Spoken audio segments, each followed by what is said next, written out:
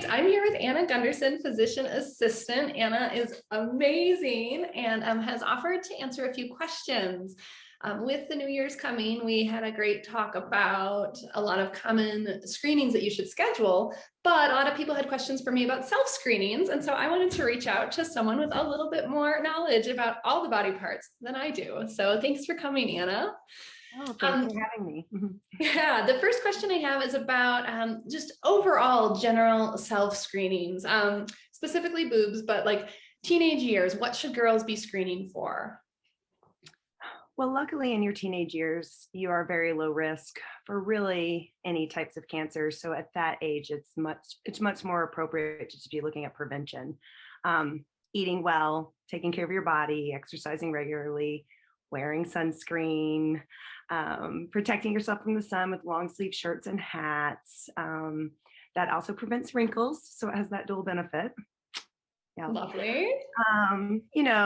Safe sexual practices, and establishing care with the primary care, getting comfortable with someone that if you were to have any concerns, then coming in and being able to have someone that you trust to take care of your health. Awesome. Thank you. What about childbearing years now? So during the childbearing years, again, you're still typically under the age of 40, you are lower risk for things like breast cancer. But unfortunately, in the category where if you had an estrogen receptive breast cancer, childbearing years could be the time that you present. So it is important to get regular gynecological exams. They will do breast exams. Breasts do change around pregnancy, but after pregnancy, it's really important to make sure that you're doing regular breast exams. And there is some varying data on what you need to do at home. The American Cancer Society does not actually recommend regular breast exams because they feel like it causes undue stress, and you come into us and then we aren't sure, so we get ultrasounds and mammograms. But with that said, personally on the front line, a couple of younger women in their early 40s came to me with a mass they were concerned about, and it was breast cancer, and they found it. So I do encourage getting to know your breast and just your body in general. I like for people to look in the mirror, look at your breasts, look at your skin. A lot of things can be seen just from looking. If you see dimpling or nipple changes, that would be a good sign that you need to come in. In the shower, use your hand to wash your body, and you will feel lumps and bumps on your body. And particularly the breast exam is actually done really well standing up with a smooth, flat hand, and soap creates that ability. Smooth, flat hand just around the breast. And if you feel something that feels like a marble or an almond and you're not really sure what that is, come in and see us. Awesome. Thank you, Anna. I was telling you earlier, and I can't believe I forgot. I had a fun arts and crafts day with my little boys, and we tried a lot of different things, but we ended up putting flour in little balloons and then putting little felt balls inside of them. And it actually mimicked like breast tissue pretty well, and even little scrotal tissue. I told the boys, I'm like, oh, well, and if you're touching yourself down here and you feel the same thing, a doctor needs to know about this. So it was kind of fun. That's great. That is what it does feel like. Yeah, I can only imagine. One question, that sometimes I've had people ask me, well, doesn't breast cancer hurt? And I would like you to answer that more so than me. Unfortunately, it does not. Yeah, if it hurts, it's usually going to be fibrocystic breast disease or maybe a clogged duct or something like that. Rarely, there's only really one form of, and it's an inflammatory breast disease, and it's usually pretty obvious because your boobs grow really fast suddenly and your skin really changes and it hurts. But that's very rare form and very obvious in other ways. But to have a for a nodule or a mass in your breast that really hurts when you touch, that's actually usually a good sign. And it usually correlates with your menstruation or your ovulation. So it'll probably get better after a week or so. Awesome. Thank you, Anna. With the breast exam, any tips for postmenopausal women, or is it still about the same?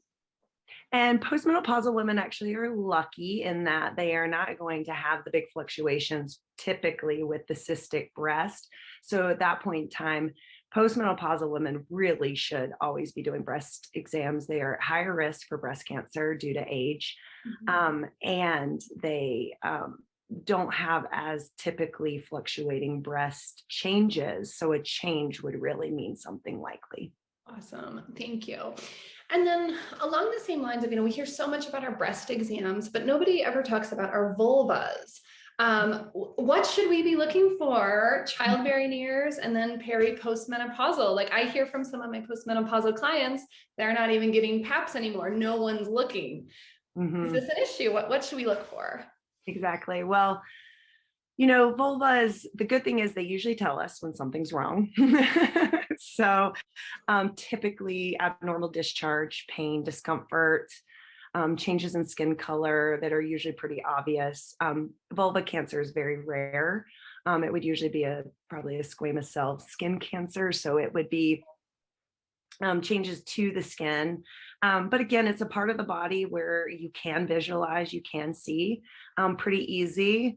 You're going to the bathroom, changing a tampon, washing, just take a look, look in that area, particularly, particularly with the vulva area, I do recommend using your hand to wash rather than like a loofah or something else, because it's going to be less irritating, but also you would feel a nodule or you would feel something felt sensitive. So that area, I think is an important area for, it really, well, it's an important area, but it also usually tells you if something's wrong. As for after menopause, typically, after 65 is when we stop doing pap smears, and now we only do them every 3 years, and that's usually when you're going to get a check skin wise. So after 65, unfortunately, there's not a great guideline as to what we should be doing in primary care. Gynecologically, if you go to an OBGYN, they'll typically maybe still do an exam, but maybe not. I still recommend every 3 years after 65, you still get a bimanual exam and a visualization. You just won't actually get the pap smear test, but it's still a very similar exam. But for women in this age group, there's quite a few things that happen. It can feel drier, intercourse can start to hurt. Those are things we can help you with. And it is important to differentiate, is there something actually wrong or is it normal atrophy? So again, I encourage women, if you feel like your lubricant isn't working, come see me. Let's find out why. Let's get the exam and let's fix why intercourse hurts, because it shouldn't hurt. You're speaking my language. There you go. Oh my gosh, awesome. Well, Anna Gunderson, physician assistant, thank you so much for your time. I really appreciate it.